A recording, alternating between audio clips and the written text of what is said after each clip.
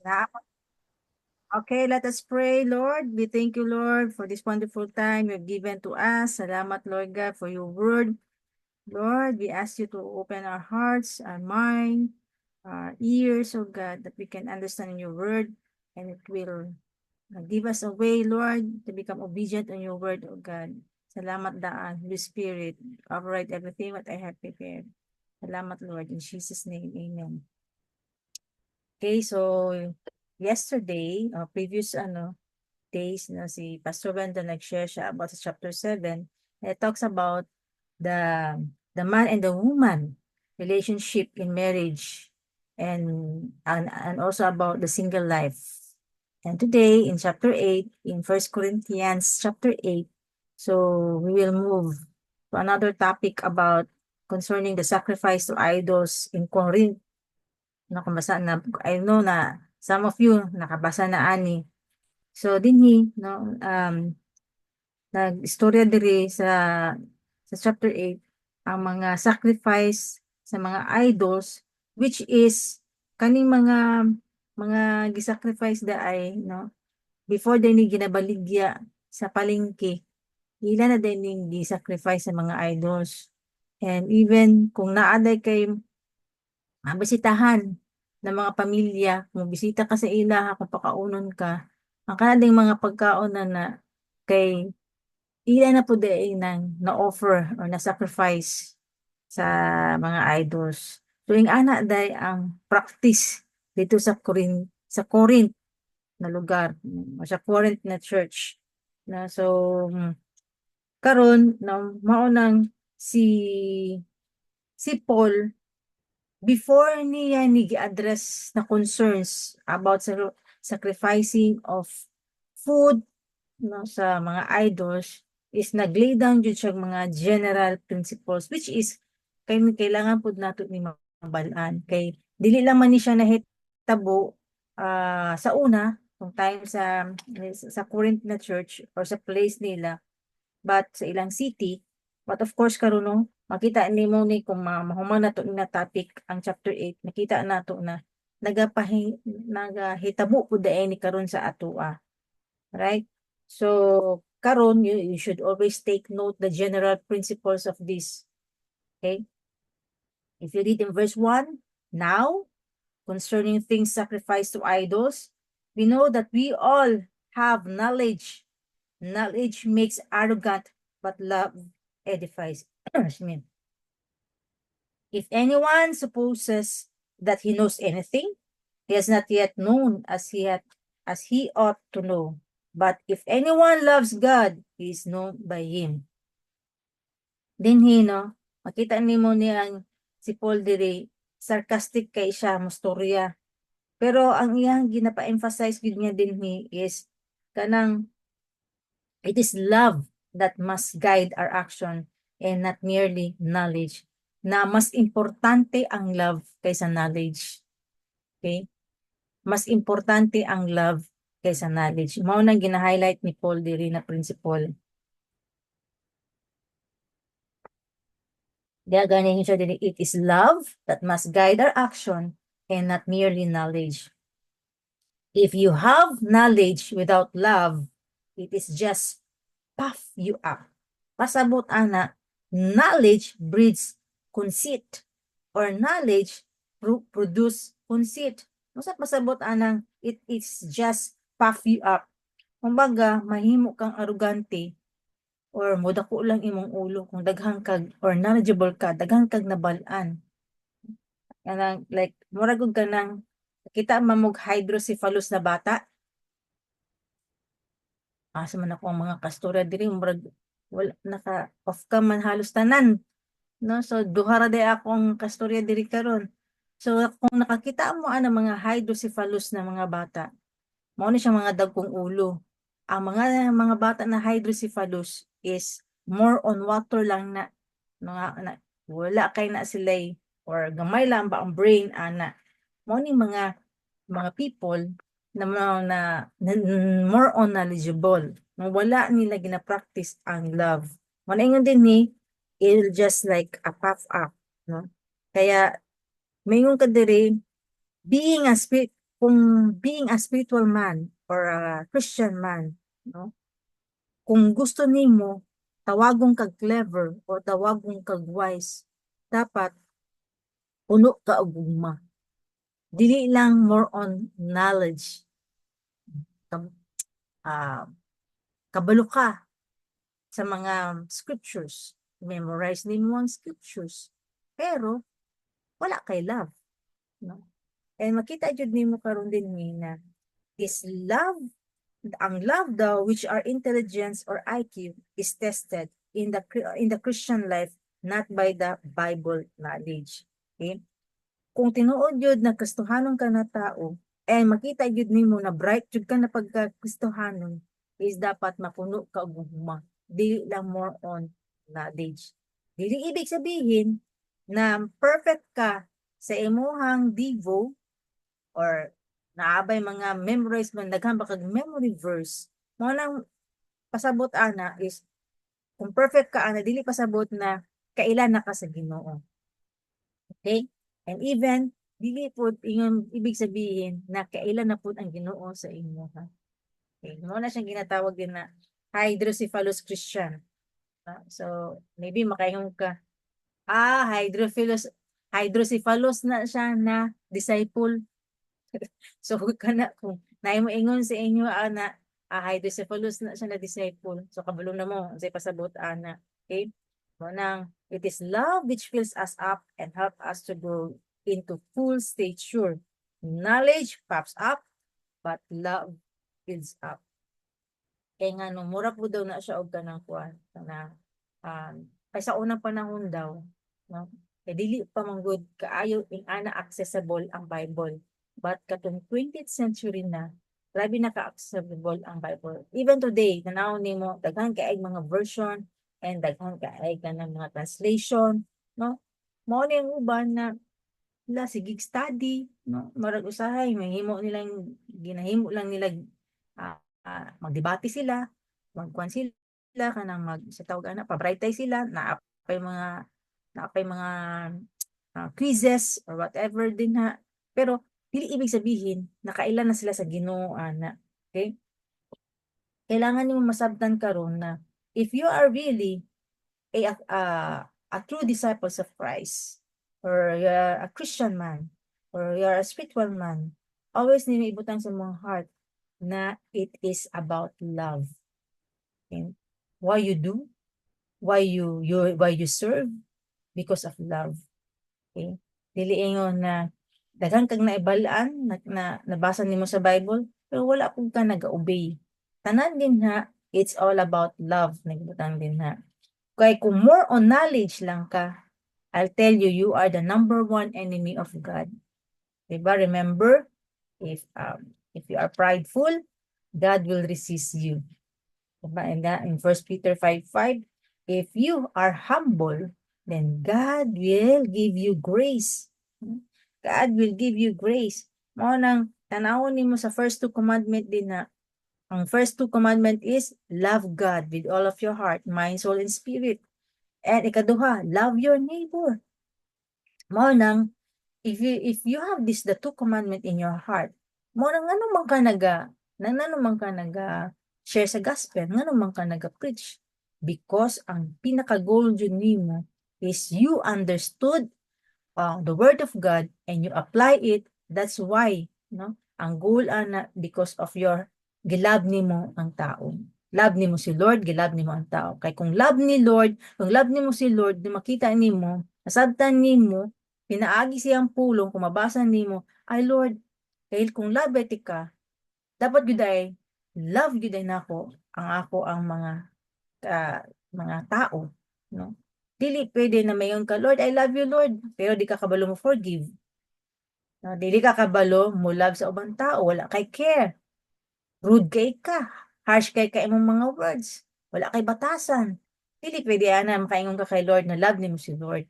Because ang ingon ba ni Lord sa iyang commandments, the first two commandments is love me with all of your heart, mind, soul, spirit. If you really love me, then dapat ma-love gid nimo ang ubang tao.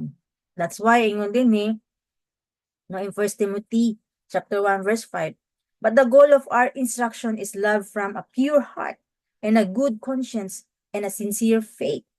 That's why mao na siya ang maka-build up sa tuwa because of love. You know? Why we are here right now. You know? I believe na naamo din dili lang na napugos mo, na kay ginaingnan jud mo oy mag-attend mo daily devo, but because you love God.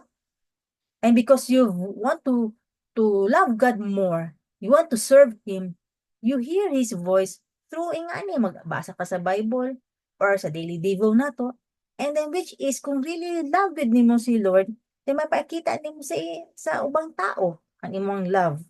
Kaya ingon diri sa verse 2, if anyone thinks, supposes that he knows anything.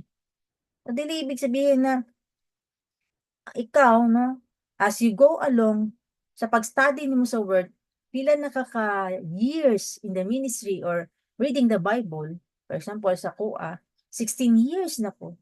Kung sa everyday na ko na Bible, dili jud ko makaingon na master na nako ni, hindi ko makaingon na kailan na jud ko sa Ginoo. Okay, kay kung nga na imong batasan na kabalo na ko, di na ko mabasa ang Bible, kapila naman ako nagibasa ang Bible. No, na master na nako na kabalo na ko ana pasabot ana. Then I'll tell you, no, na wala pa jud ka kaila sa Ginoo. Why? Because there are a lot of things in a Christian lives that are so mysterious. Daghan kay mystery din ha. For example, no, tanaw na lang nimo ning the Father, the Son, and the Holy Spirit, the Holy Trinity. Diba? Wala jud ni isa sa ato na makaingon jud na master nimo na kailan na jud ka na kabalo na jud ka ana. It's a mystery. That's why makaingon jud ka now and then, Lord. Tama jud ka. Your ways is higher than my ways, Lord. Your thoughts is higher than my thoughts. Medyo di ka mafaton, Lord. Isang mahal, Lord. Abi na ko, tama na niya akong ginabuhat. Pero dili di ay. No, pero perfect gid ay imo ang plan sa kuha, Lord. Excellent jud ay kaayo, Lord. Tama na diya kung basahin mo sa Isaiah 55:8-9.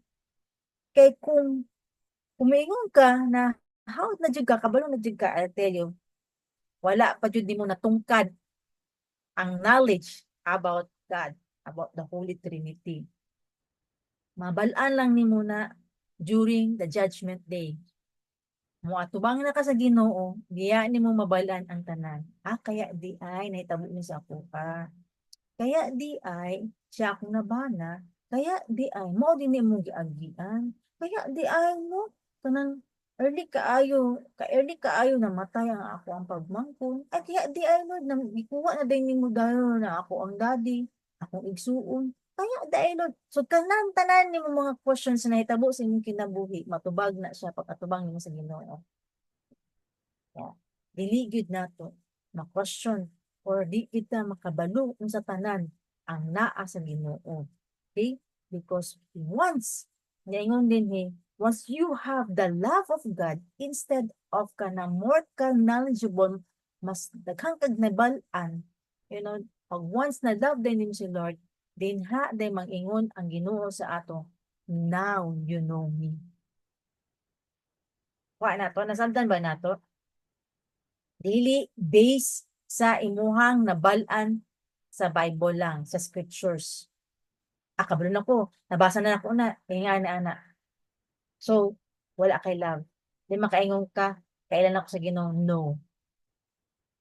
God knows you, God will know us. Kinaagi sa gugma na atong gihatag sa iya. Nasabtan ba na? No? If you love God, if a man loves God, God knows him. Ang pasabot sa no din mura pud na siya kanang more on kanang concerning sa marriage relationship, di ba? Na a man knew his wife. Pasabot ana, a man knew his wife is kaila ang lalaki sa iyahang asawa. There is a marriage relationship, no? Kabalo jud ko. Ako wag yun ning bana si Wendell, kabalo ko kano siya sa malagot, kabalo ko malipay siya, kabalo ko siya mga favorite because I know him. So mao gyud na ang gi-describe din ni kay Lord. Once you know God, you have a spiritual relationship or marriage relationship with God. No?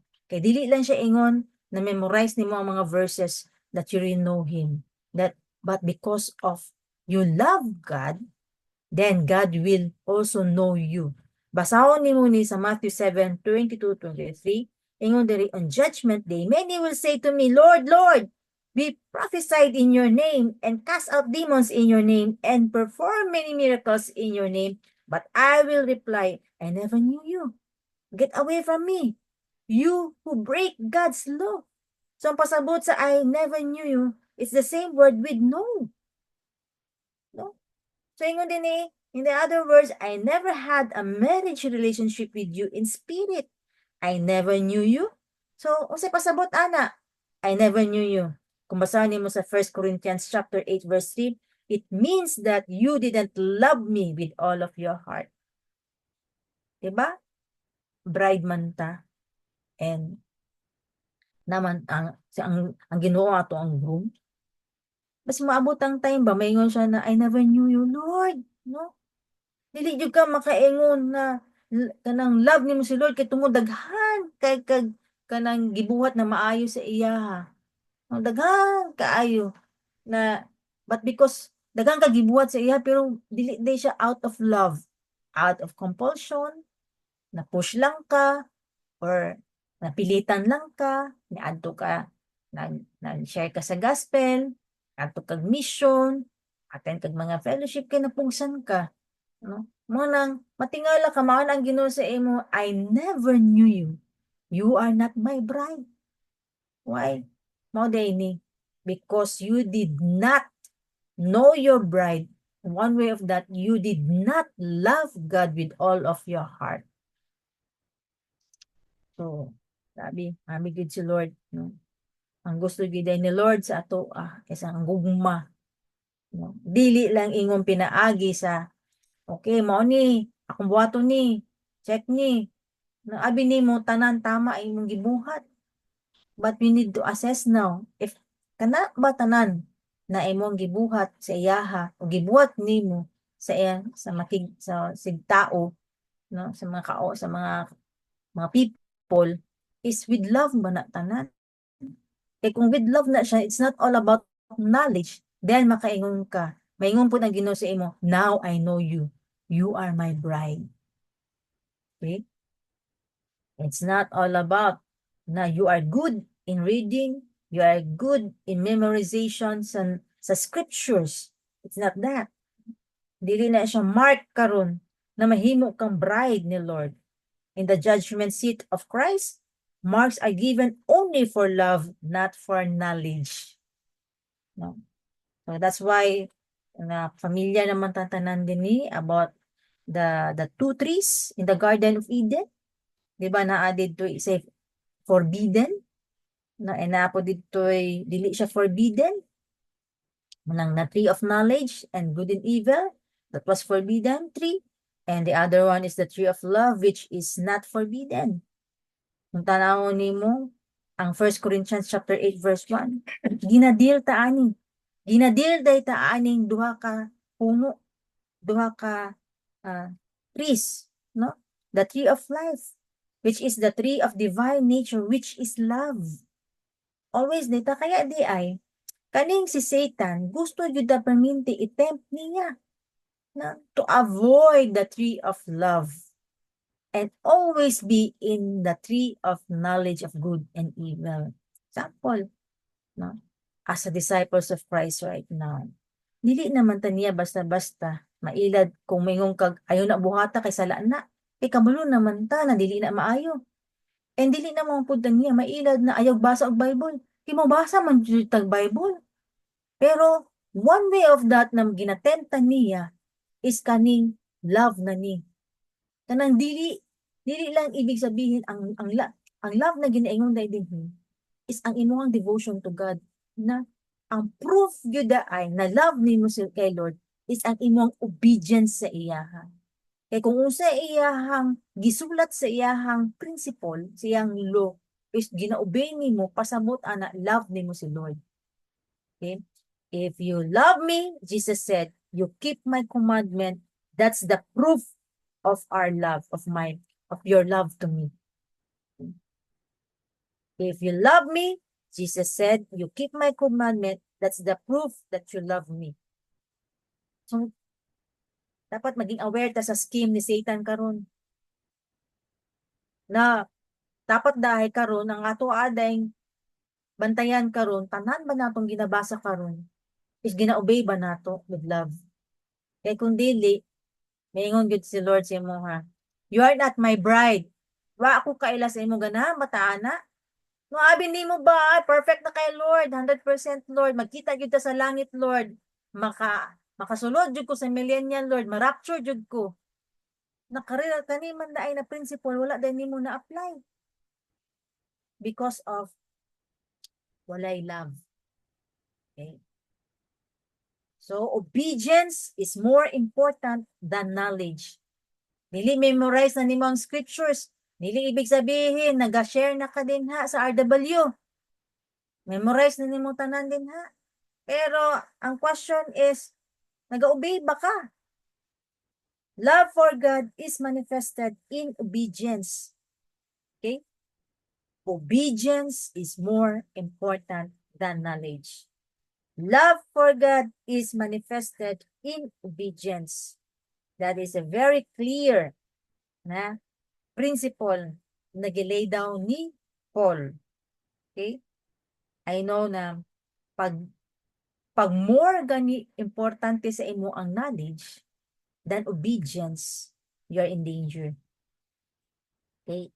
That's why, ingon din we need to pursue after love. Verse 4. Therefore, concerning the eating of things, okay, dili na, balik na din ni. Kay mo man yung mga concerns sa mga Corinthians, kani pa lang, akong gishare ganina, it's about love and knowledge. Gilay daw na ni Paul, principle na ni. But kani yung verse 4, yun siya din, therefore, concerning the eating of things sacrificed to idols, we know that there is no such thing as an idol in the world, and that there is no God but one. No? So mo niya ang gina-highlight karon ni Paul. Daghan ka ay mga concerns ang mga Corinth, no? So mingon siya din ni, that's why yun siya, knowledge alone should not guide us in our decisions but love. Daghan jud kaayo na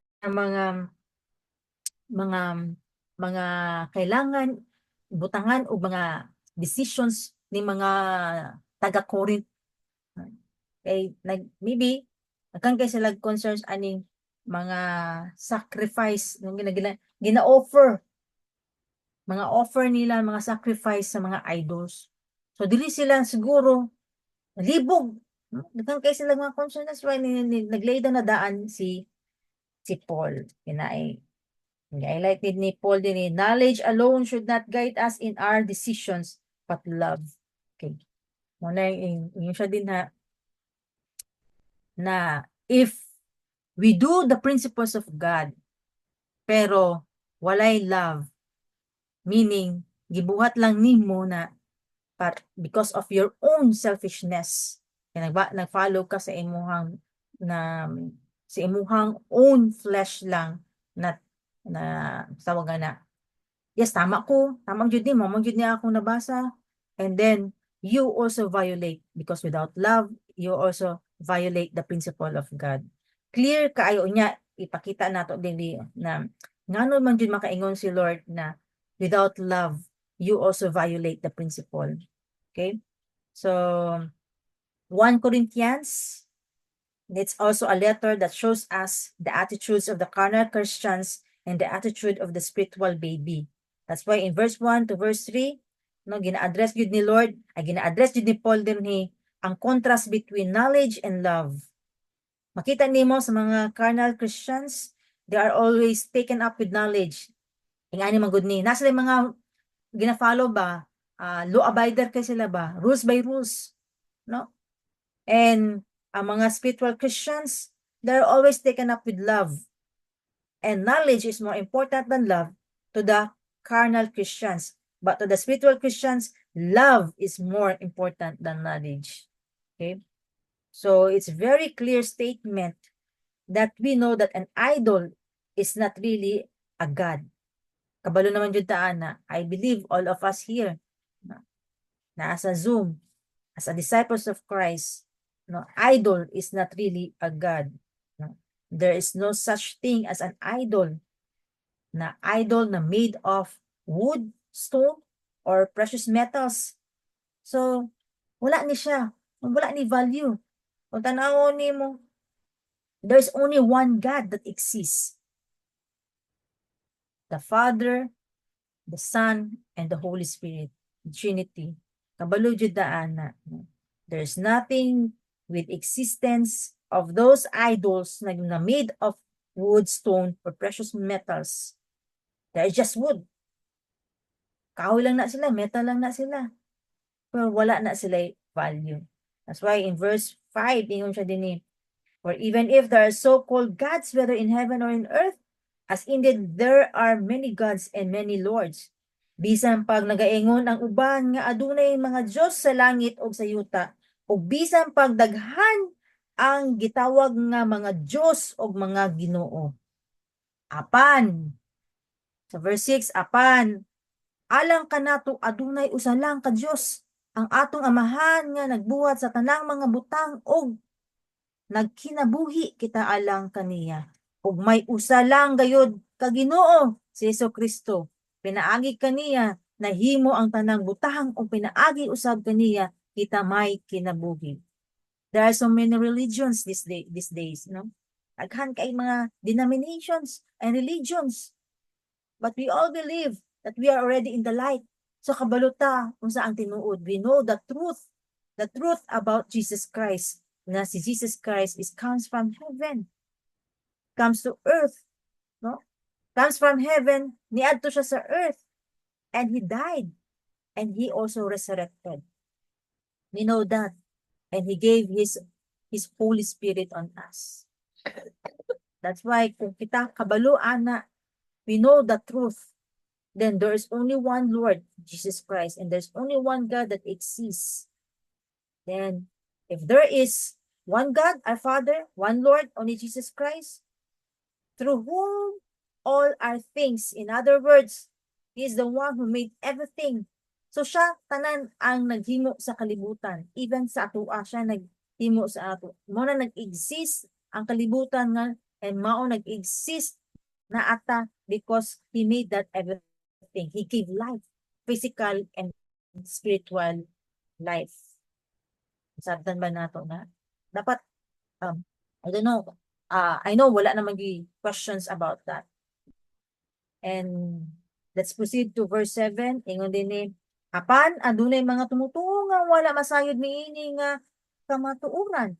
Kung tungod kay kaniadto, nagsimba sila sa mga Diyos-Diyos, mao ka na nga hangtod karon kung mukaon sila sa pagkaon nga gihalad ngadto sa mga Diyos-Diyos sa ilang unang-una sa maranga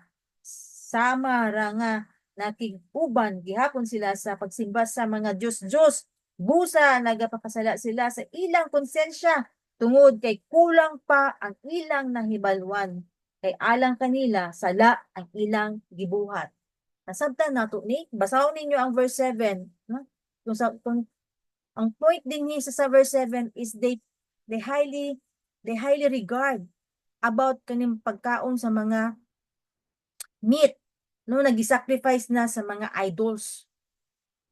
And tanaw nila na kaning mga gipang offer na sa mga idols na mga pagkaon is diya sila usahay murag ni lang kay nasanay sila sa ilahang mga so tawag na culture sa unang panahon. No, nakita nimo di ba? Halad-halad man gyud sa unang panahon. No morning nakita ko nila karon, hala. Ngano man ni siya? Nikaon naman ni. Nikaon lagi ni siya og kanang pagkaon nagihalad man ni sa altar. Di ba? Nay ubang sa pista. Yeah. Especially sa fiesta. Di ba nay uban na dili mo kaon? Ulo, gusto mo na Kristohanon ba na siya? Christian ba na? Disciple ba na siya? Ano nagakaon man na siya sa mga pagkaon? Nagihalad man na diya sa altar. No, especially sa fiesta. Kaysa pa ba diri ang nagakaon sa mga pagkaon? nga gihalad sa altar. O, kay bago ra biya pesta biya nila may gahapon. Lindoy. O nila Allen Lloyd. O kinsa ba ang nikaon o wala nikaon? Kani mag-learn ta ani. Dili kani gyud na scriptures na 1 Corinthians chapter 8. Dili gyud ni siya na dili gyud nimo ni makalimtan. Unsaon na lang ni mga tao na ni. In the first place, mga kaigsuunan, mga brothers and sisters, we are already in Christ. So dili gyud ni siya maghatag sa ato og kanang makakontaminate sa ato kay ang kaning mga pagkaon nagihalad didto sa mga altar o sa mga idols na ni is walay difference ani kung mukaon ta o dili, no? Di makapito. Dili siya maka-affect sa ato pa. Pero naay mga ubang tao wala pa kaayo knowledgeable about ani. So weak pa ang ilang foundation or weak pa. So naa pa ilang konsensya karon ba pag mukaon ka ana gihalad na pagkaon di sa altar, makakasala kang dako. Naa pa sila understanding na ing ana. So, unsa daw atong buhaton? What shall we do? We can either live according to knowledge or we can live according to love. Pili ka. No? Asa ka? Mupuyo ba ka sa imong gituhuan? Or mupuyo ba ka sa imong gugma nimo sa iyaha, gugma nimo sa bang tao? But if we live according to love, we have to show considerations to the feelings of our brothers and sisters when we are no. Sample ako pasabot ana. Kung nagpuyo ka sa gugma, kabalo ka kanang tao na makita ka nagakaon ka dinha, nagahalad diya sa altar gikaon nimo, kabalo ka na ay ubang people na baguhan pa kaayo sa Kristohanon, is dapat i-consider pud nimo sa ilan na sige, hindi pa ni siya kabalo ba? Na wala man dili man ni makaapekto sa ako akong pagtuo sa Ginoo. Kumukaon ko aning halad na ni. Pero siya kay weak pa man ni siya. Bago pa lang man ni sa bago pa lang man ni sa sa discipleship. O bago pa lang ni sa simbahan or gi-offer niya iyang life kay Lord. Bago pa lang man ni. Di pa man ni siya kayo kasabot sa deeper revelation. So dili lang nako ni kaunon. Kay basig mao ning maka-stumble down sa iyaha kung kaunon nako ni. Then you choose love. Pero kung knowledge gani imong gipili din na. Wa ko'y labot niya oy ma-stumble down siya. Kalami aning kuan lechon, kalami aning lechon nagi-offer diri sa altar. Wala man ni di man ni maka-effect sa akong pagtuo na ako sa Ginoo. Kaon ka lang lechon din ha. Tapos ang imong kaigsuonan din na nakita na niya. Hala, nganong gikaong na niya. Uy, sa mo siya klase. Uy, yung anak da ay na. Then wa na nagpakita kay tungod especially elders makita nila. If you are elders here, no, especially daghan nagatan-aw sa inyo ha. Daghan nagatan-aw sa atoa. Naga-follow sa atoa. We should always be a model. We should live according to love. We should always consider, no? Consider nimo ang ilahang feelings. Ibaguan pa sila. Dili pa ing ana, dili parehas tanan ang maturity nato. I think somehow some of the even elders right now maunang naga-correct me, especially sa fasting karon. Wala lagi na mag-fasting. Diba? So ginsay naga-correct me, no? Kay Hindi na. naamag yung mga uban, dili pa gyud ing ana kalalom ang revelation about fasting. And mga ubang tao nagatanaw sa inyo, naga-look up sa inyo ha. Kaon lagi siya ana. Pwede din na? Ano yung ano naman siya, ay mga people under you. So now you know these principles. Live with love, not with knowledge. Yes, we know na walay dili ni maka-affect sa ato ang pagtuo nato sa Ginoo, kumukaon ta ana. Pero naay mga people na dili pa pareha sa atoa og faith. Mao nang way nila maka-stumble down. Kaya diri sa verse 8 ingon niya, hinuon ang pagkaon walay kalabutan, mali niya, kalibutan. Walay kalibutan sa atong relasyon sa Dios. Walay kalabutan. Kalabutan. Hinuon ang pagkaon walay kalabutan sa atong relasyon sa Dios. Kung mukaon man kita sa mga hinalad o dili, kini dili makapagbago sa pagtan-aw sa Dios kanato. Clear? Our acceptance to God, it's not matter of food. God's approval is not based the food we eat, we take. God doesn't care if we eat this meat or not.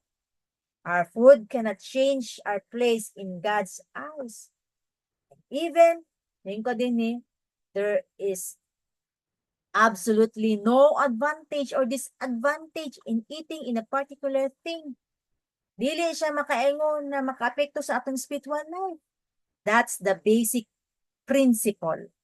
Clear? Clear ba na? No? Kung mukaon ta o dili ta mukaon, dili makaapekto ang ato ang relasyon sa Ginoo, ang pagtan-aw sa Ginoo sa ato. Wala gid na. Pero ingon din ni verse 9, apan bisan tuod gawason kamo mukaon sa bisan unsa, pagmatngon kamo kay bisan kun mao ka na ang mahimong hinungdan nga makasala ang mga tao nga huyang o pagtuo. Kaya careful ka sa imong freedom, sa imong liberty. No, mukaon man ka or dili, yes, that's our liberty, our freedom to eat. But there are people who are so weak pa, dili pa mature. Mahimong ma-stumble down sila because sa imuha. Nagatanaw sila sa imuha. Then, now, you can see na nakasala ka. Okay? Read verse 10. Pananglitan. May kauban ikaw nga wala pa makasabot ug ikaw nga nakasabot na nakita niyang nagkaon didto sa templo sa mga Diyos-Diyos, especially fiesta no.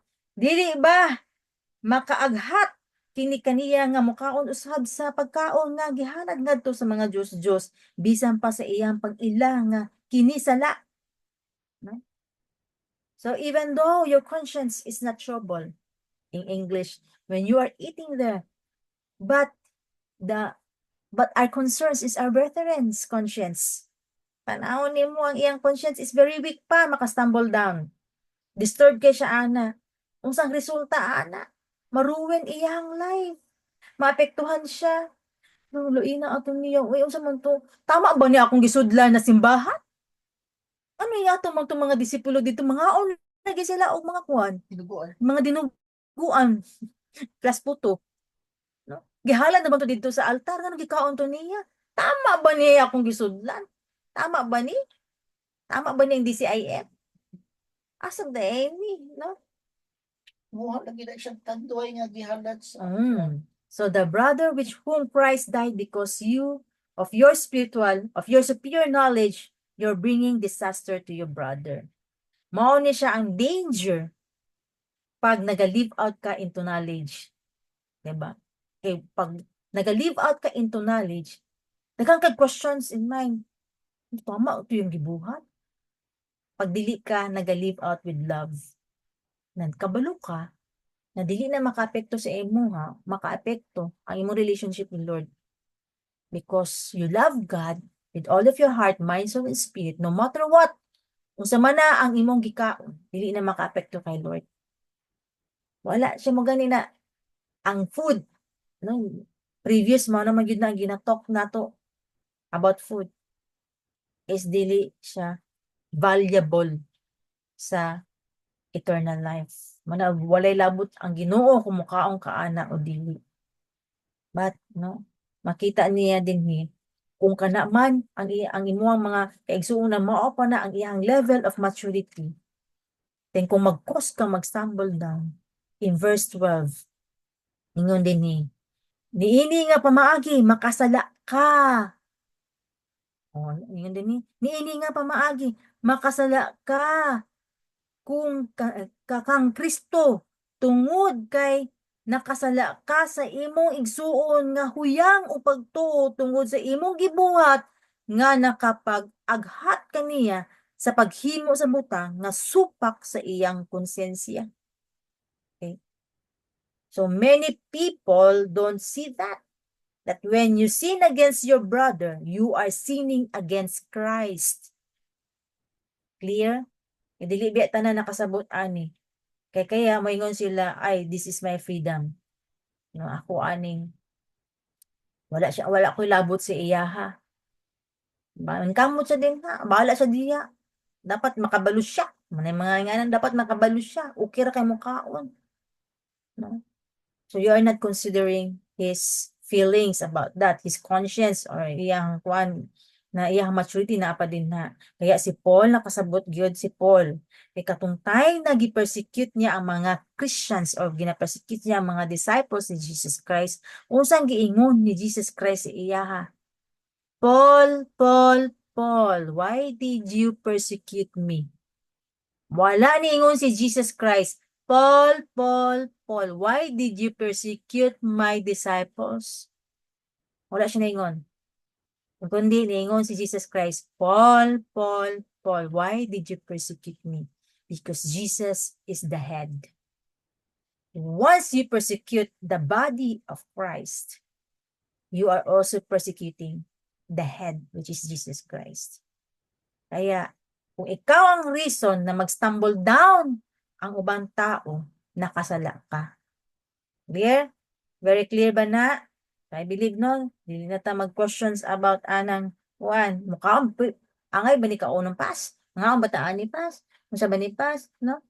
Tanawa na lang if you really live out with love or you really live out with knowledge. Kaya if you are in the positions of being a spiritual man, you read verse 13. Therefore, if food causes my brother to stumble, I will never eat meat again so that I will not cause my brother to stumble. Kung karnal ka na Kristohanon, diliing ani imong attitude.